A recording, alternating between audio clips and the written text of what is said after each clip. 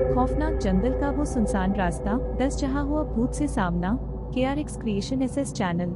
मित्रों, मेरा नाम काशवी है और मैं महाराष्ट्र की रहने वाली हूँ। ये मेरे साथ घटित सच्ची घटना है। जब मैं 10वीं कक्षा में पढ़ती थी, हमारे स्कूल ने हमें मैसूर में घूमने का प्रोग्राम बनाया था। हमको उस दिन सुबह 10 बजे स्कूल बुलाया था। उस ट्रिप के लिए हमारे स्कूल ने 12 गाड़ियों का आयोजन किया था। हमारी गाड़ी सबसे अंत में खड़ी थी। हम सारी सहेलियां गाड़ी में बैठ गई थी। कुछ ही देर में फिर गाड़ी रवाना हो गई। हम सारी सहेलियां रास्ते में गाती, गुनगुनाती, हंसते खेलते जा रहे थे। हमको रास्ते में एक घने जंगल से गुजरना पड़ा। उस रास्ते पर दूर दूर तक कोई इंसान का नामो निशान नहीं था। उस रास्ते से गुजरते वक्त मुझे अजीब सी घुटन महसूस होने लगी। हमारी गाड़ी उस रास्ते से गुजरते वक्त जंगल के बीच में अचानक पंचर हो गई। हमारी गाड़ी को वहीं रोकना पड़ा। हमारी मैडम ने हमें गाड़ी से नीचे उतरने को कहा। हम सारी सहेलियां गाड़ी से नीचे उतर गई। हमारी मैडम से दूसरी गाड़ियों में बैठी मैडमों को गाड़ी पंचर का बताया। उनको रुकने से मना किया। कहा कि पंचर में थोड़ा समय लग सकता है।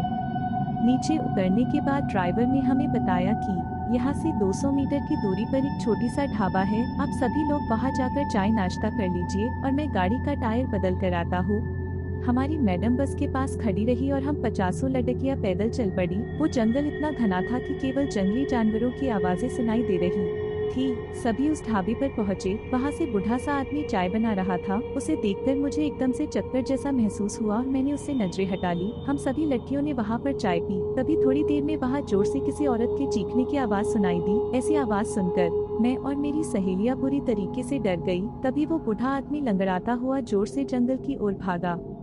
तभी मेरी एक सहेली को उल्टियाँ होने लगी। हमने तुरंत मैडम को फोन लगाया, लेकिन फोन पहुंच से बाहर बता रहा था। हम सभी लड़कियां उस जगह पहुंचे जहां बस खड़ी थी। जब हम वहां पहुंचे तो हमारे होश उड़ गए कि बस कहाँ गायब हो सकती है। हम सभी बुरी तरीके से सहम गए थे और हम सब उसी ढाबे पर चले गए। वो बूढ़ा आदमी भी वापस आ गया था और उसने बताया कि अक्सर इस जंगल में ऐसी चीखें आती रहती है और मुझे जंगल में कोई नहीं मिलता। उस बूढ़े आदमी की बात सुनकर हम और ज्यादा डर गए। तभी अचानक हमारी बस आ गई और हम सारी लड़कियां बस में बैठ गई। हमने मैडम को पूछा कि बस कहाँ गायब हो गई थी, तो मैडम ने कहा टायर तो बदल दिया था, लेकिन डीजल भरवाने के लिए पीछे के पेट्रोल पंप पर गए थे। ये सुनकर हमारी जान में जान आई। मेरी सारी सहेलियां उस बूढ़े आदमी को बाय बाय कर रही थी। थोड़ी देर चलने पर मैंने जैसे ही पीछे मुड़कर देखा तो वो ढाबा धंस गया था। मैं जोर से चिल्लाई और ड्राइवर को सब बताया और ड्राइवर ने गाड़ी मोड़कर उस ढाबे तक गए।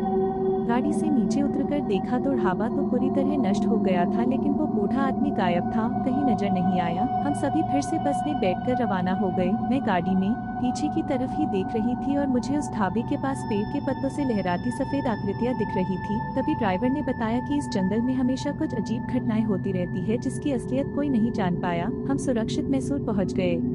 मित्रों, हालांकि मुझे इन सब चीजों को पूर्वाभास हुआ था, लेकिन ये पता नहीं था कि ये हकीकत बन जाएगा। आज भी मैसूर ट्रिप की घटना को याद करती हूँ तो मैं बहुत सहम जाती हूँ और मेरे मन में यही सवाल घूमते हैं कि उस सुनसान जंगल में वो बूढ़ा आदमी कौन था? क्या वो कोई भूत था और वो कहाँ चला गया? तो अगर मित्रों आपको मेरी आप बीती पसंद आए तो शेयर करना ना भूले।